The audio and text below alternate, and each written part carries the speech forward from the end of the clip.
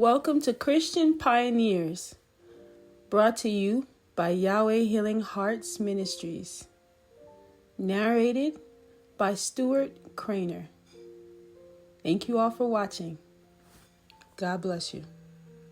I would like to share with you about Lester Sumrall, who was a great pioneer of faith, who has since gone on to be with the Lord. He was born in 1913 in America. His mother was a Spirit-filled Methodist and his father was an unbelieving Baptist. At age 16, he began spitting up blood and told his friends it's just tobacco juice, when in reality, it was his lungs. He had tuberculosis. At the end of his 16th year, he was bedridden. And 5 months into his next year, he coughed up a large lump. The doctor came over and said, "He'll be dead in 2 hours. I'll go ahead and make up his death certificate." That night, Lester had a vision. He saw on one side of his bed, he saw a casket, and the Lord said, "That's you in the casket." On the other side of the bed, he saw a large open Bible that filled the wall. And God said, "I want you to go preach the gospel."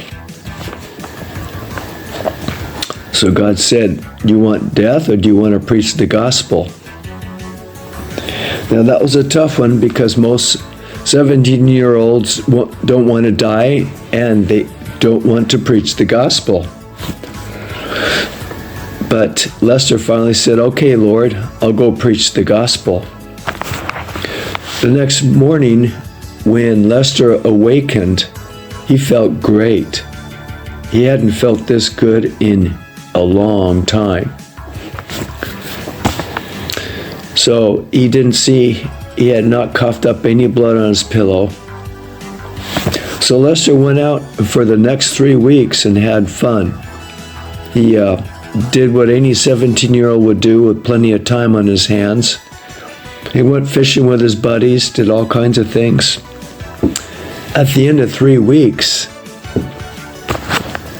the Lord said, "I want you to preach the gospel."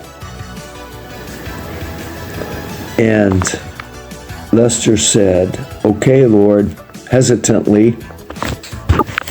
So one morning, Lester goes into the kitchen. His father is eating breakfast. And he says, "Father, I'm going to go preach the gospel." And his father weighed 250 pounds and was all muscle. And he slammed both of his fists against the breakfast table. The coffee mug jumped up. And he said, "You got to be kidding me. You're going to starve to death." So Lester was stunned, and the father said, "Come talk to me tonight. We'll talk more about it." So Lester goes back into his room and prays and says, "God, I don't know what to say. I don't know what to do." And God gave him Isaiah 41:10.